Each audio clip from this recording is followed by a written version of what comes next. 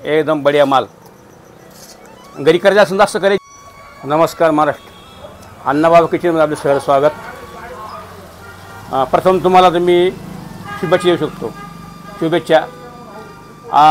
श्रावण मासानिमित्त आपल्या सगळ्या महाराष्ट्राला, पुऱ्या भारत देशाला, अख्ख्या विश्वाला श्रावण मासानिमित्त खूप खूप शुभेच्छा. मित्रांनो, यामध्ये पारायण करा, शुद्ध शाकाहारी राहावा, शुद्ध ब्रह्मचर्य राहावा. नाही 4 महिने जमलं तर आपल्याला कमीत कमी 1 महिना तिचं पालन करावं अशी मी अपेक्षा करतो. आता आपण सुरुवात करूया. आपण आज बनवणे नाशिक फेमस दहीवडा. एकदम साध्या सोप्या पद्धतीनं. त्याला असं काही भरपूर साहित्य लागतं असं काहीच लागत नाही. लागणं साहित्य आपल्याकडे असं आता आपण घेतला मैदा 250 ग्रॅम, साखर घेतली आपण अर्धा किलो पाकासाठी, आणि तुपाचं मोहन आहे, आणि ते थोडं आपण गरम पाणी करून, त्याचं सर्दा वाचल्यामुळे आपण गरम पाणी करू. मित्रांनो, बंधूंनो आणि माझ्या भावांनो, मायबापांनो, माझे एवढे लेट होत आहेत. याला कारण आहे, कारण वातावरणामुळं तब्येत जरा माझी बिघडत राहते. तरी सांभाळून घ्या. तुमचा अण्णाबाबा आहे, महाराष्ट्राचा अण्णाबाबा आहे. तर जसं मला वेळ मिळेल तसं तुम्हाला माझे व्हिडिओ तुम्हाला दाखवूच देईन. त्याबद्दल रामकृष्ण हरी. आता आपण आपल्या रेसिपी सुरुवात करूया. आता आपण सुरुवात करूया रेसिपीला. प्रथम पाक बनवून घेऊ. आता आपण कडे ठेवूया. आपला अर्धा किलो चाचणी पाक आहे. आपण याला 300 ग्रॅम पाणी टाकू. 300 ग्रॅम पाणी, 500 ग्रॅम साखर. याचा प्रथम पहिले पाक बनवून घेऊ आपण, कारण याला पाक गरम लागत नाही वड्यांना.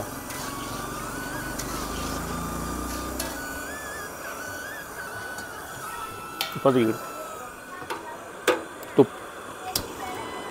आता आपण तूप गरम करून घेऊ. म्हणजे आपल्या एकदम गरम नाही करायचं, फक्त तूप आपल्याला पकडायचं आहे. तुम्ही गावरान तूप वापरू शकता, डालडा वापरू शकता.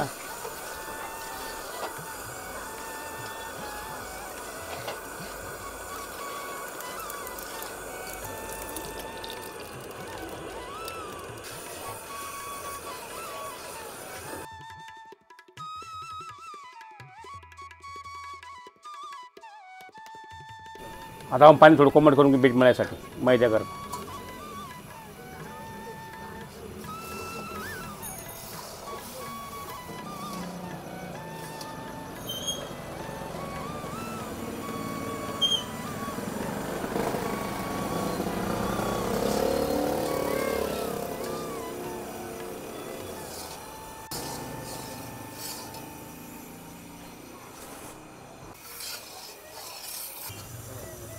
आता चाचणी झालेली आहे. आपण याला 3 तारी 4 बनवली. जशी आपण याला वापरतो बुंदीला, त्या टाईप. कारण दहीवडासुद्धा आपला कोरडा आला पाहिजे. गसं लागेल नको खाताना. तेव्हा चाचणी आपल्याला नीच कळेल. समजा एक पाड्याचं भांडं घ्यायचं, ते टाकून बघायचं. जर आपल्याची कडक लागली, चाचणी झाली, नरम लागली तर नाही झाली. चाचणी झाली, आपण पीठ मळू घ्या. आपण घेतलेलं आहे 250 ग्रॅम मैदा, 100 ग्रॅम तूप, याला मोहन, आणि आपण कोमट केलं गरम पाणी. पाणी आपल्याला जसं मैदा घेईल त्याप्रमाणे वापरायचं आहे. तरी आपण जर एवढा पदार्थ घरात तयार केला तर आपले 7-8 लोक आरामशी खाऊ शकतात. आणि जर तुम्ही म्हणशील बाबा 1 किलो प्रमाण द्या, 1 किलोचे प्रमाण घ्या. 1 किलोसाठी 1 किलो मैदा, 2 किलो साखरेचा पाक, आणि त्याला कमीत कमी 600 ग्रॅम तुपाचं मोहन. याच्यात बाकी दहीवर तुम्ही म्हणशील बाबा दही वडा पण दही का टाकली नाही, ते दही चालत नाही. आलं जुना पारंपरिक आयटम आहे. तर तुम्ही बालुशाही करताना तिचा हा प्रकार आहे. पण एवढाच फरक आहे, आपण गोळे बनवू. आणि बालुशाही कशी आपण तिला आपण गोल आकार करतो, तसं याला आकार नाही. याला आकार उकार काहीच नाही. आता आपण पीठ मळूया.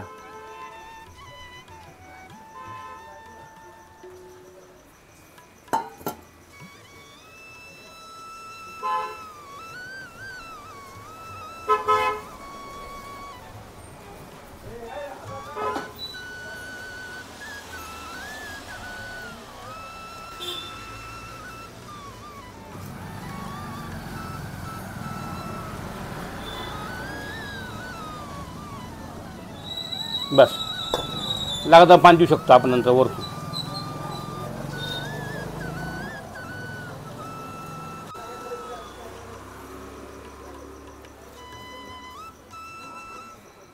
याला चांगलं मळून घ्यायचं, आपलं मस्त मालिश करायची. आता पाणी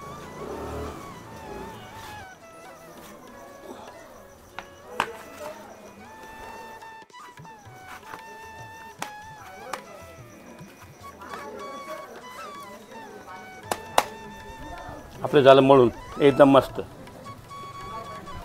आपण याला एक 5 मिनटं आपण याला 10 मिनटं आपण याला झाकून ठेवू, म्हणजे मुलायम होईल. मिनटं आले आपण झाकून काढूया. हे बा मस्त आपला. अतिशय आपले गोळे करायचे बारीक बारीक. तर गोळे कसे आपल्या गोल नाही करायचे, गुलाबजामसारखे नाही करायची. याला तेडे मिळे तोडायचे. कशी तोडायचे बा, असे धरले का तोडून टाकून द्यायचा. अशा प्रकारे.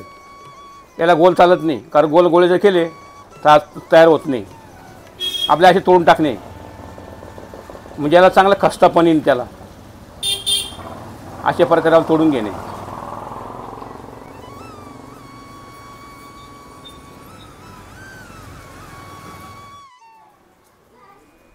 हे बा अशा प्रकारे आपल्या गोळे तोडायचे. याला गोल नाही करायचे आपल्याला, कारण गोल गोळ्याचे दही एवढा होत नाही आणि खायला इतका सुंदर खस्ता लागतो. एकदम सुंदर पाकाटा गंजानं बारीक खायला. तुम्ही बा करून पाहिजे वारंवार. आता झाल्यामुळे आता आपण तेल ठेवूया.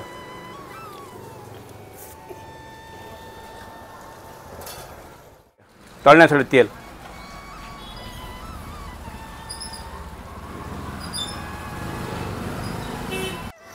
आता आपण घाणा देऊ आणि प्रथम तेल तपलं का पाहू. म्हणजे आपल्याला तेल असं गरम नाही करायचं आहे, आपल्या कोमळ असं कोमळ ठेवायचं. जसं आपण गुलाबजाम तळच्या डब्याला तळायचं आपल्याला, कारण तेल जर फुल केलं त्यामुळे फाटून जातं ते. आपलं तेल आता मस्त गरम झालेलं आहे. आपण यात टाकू आता आपले दही वडे आपण जे तळून ठेवले ते.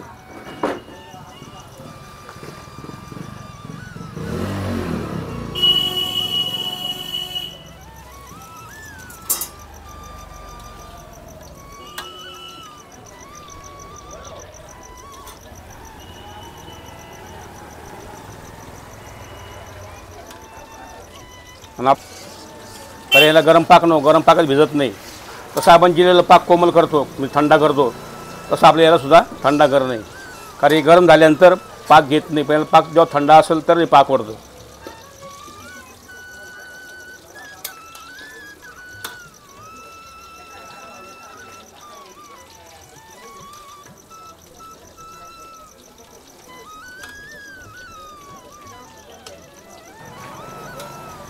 जेवढा हा मंद आचेवर होईल, म्हणजे आतून हा शिजला पाहिजे तरच खायला, म्हणजे आतून त्याला पोकळी गायली पाहिजे, तवा खस्ता होईल. जर आपण गॅस असं ठेवला तर मग आतून शिजत नाही, वरून लाल होऊन जातो. असं मंद आचेवर बारीक बारीक होईल तरच खायला मग तुम्हाला मजा येईल. हे भात हळूहळू येत चालले आता हळूहळू.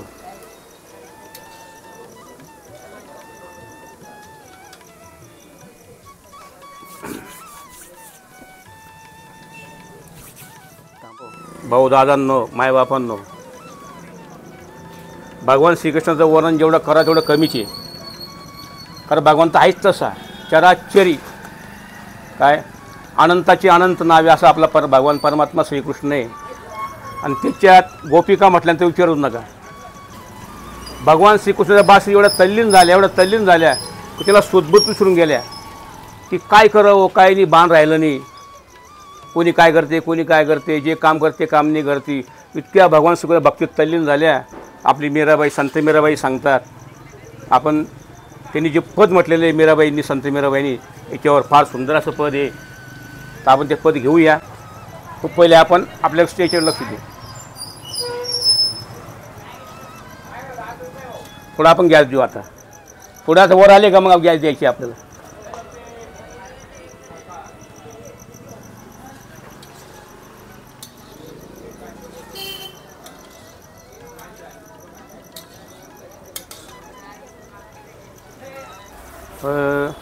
सुंदर असं पद संत मीराबाई यांनी केलेलं आहे. काय प्रत्यक्ष ज्यांना विषयाच्या पाला येईल तर आनंदी, काय त्या विषयाच्या पालासुद्धा मीराबाई यांना अमरत्व प्राप्त आलं. आणि त्या विषयी प्याला पिल्यासुद्धा वाचल्यात. त्या असं म्हणतात की गवळींना, दिवानी बनी मैं दिवानी बनी, दिवानी बनी मैं दिवानी बनी, मुरली के नाद दिवानी बनी गवळण, मुरली के नाद दीवानी बनी गवळण, मुरली के नाद दीवानी बनी गवळण। होठ में कुमकुम नैनों में मिसरी, सिर पे काजर लगाते चली। होठ में कुमकुम नैनों में मिसरी, सिर पे काजर लगाते चली, सिर पे काजर लगाते चली। मुरली के नाद दीवानी बाई गवळण, मुरली के नाद दीवानी बाई गवळण। गाय का बछड़ा मैंस पे छोड़ा, बैल का दूध निचोड़ गई। गाय का बछड़ा मैंस पे छोड़ा, बैल का दूध निचोड़ गई। बैल का दूध निचोड़ गई, बैल का दूध निचोड़ गई। मुरली के नाद दीवानी बनी गवळण, मुरली के नाद दीवानी बनी गवळण। मीरा कहे प्रभु गिरधर नागर, मीरा कहे प्रभु गिरधर नागर। हरि के चरण में लीन भई, हरि के चरण में लीन भई। दीवानी बनी मैं दीवानी बनी, दीवानी बनी मैं दीवानी बनी। मुरली के नाद दीवानी बनी गवळण, मुरली के नाद दीवानी बनी गवळण। गोपाल कृष्ण भगवान की जय, संत मीराबाई की जय। राधे।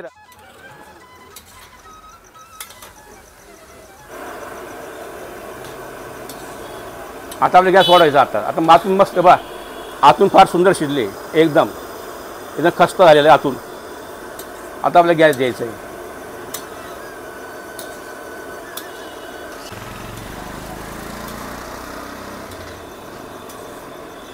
हे बघा आता मस्त कलर बदल चालला आपला हळूहळू।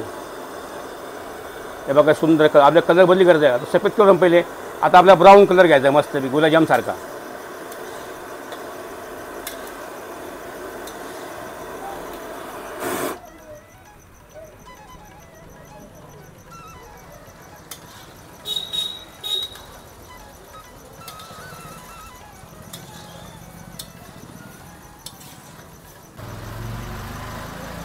हे बघा मस्त आपला कलर पाहून घ्या।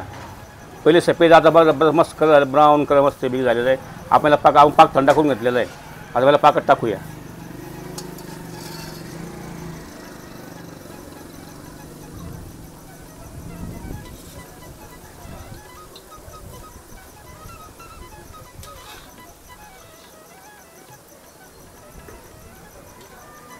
एकदम खस्ता,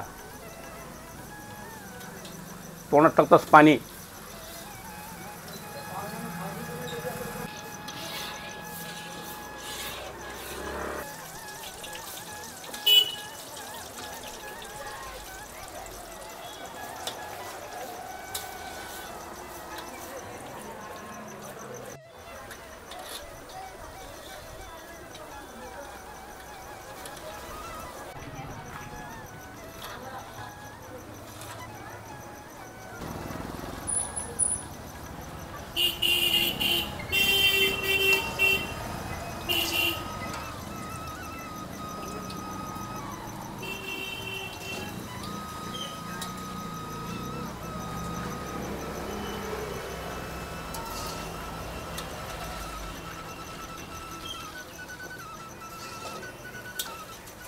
आपल्याला याला कमीत कमी पाकात 10 मिनिटं याला पाकात ठेवणे आपल्याला, म्हणजे जे गरम गरम पाक जे वरतो संपूर्ण आतमध्ये दही वडा पाक जाईना, म्हणून 10 मिनिटं आपल्याला पाकात ठेवणे नाही कंप्लेट।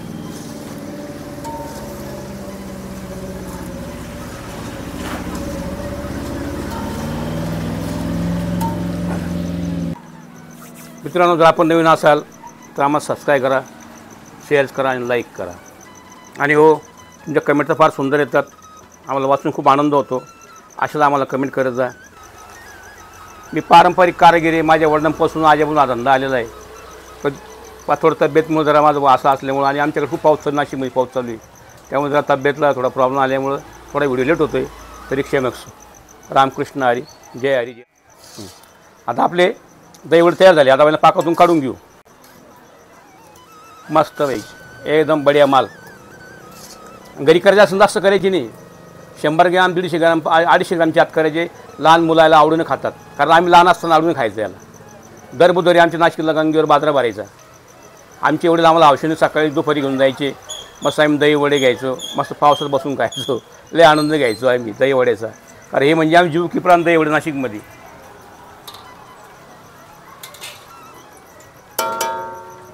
काढून घेऊ. मस्त भिजलेले आणि खुसखुशीत झालेले.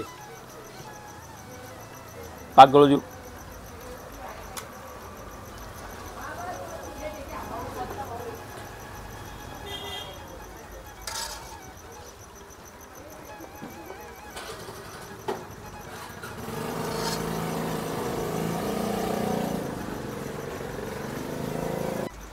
हे आपले नाशिकचे फेमस दही वडे.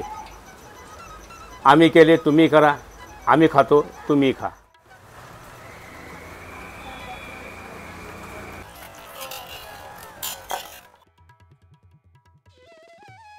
हे बघा,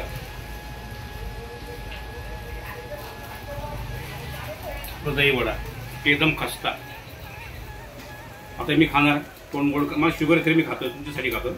खाऊ बरं. एकदम खसखसीत, तोंडात टाकतोच पाणी.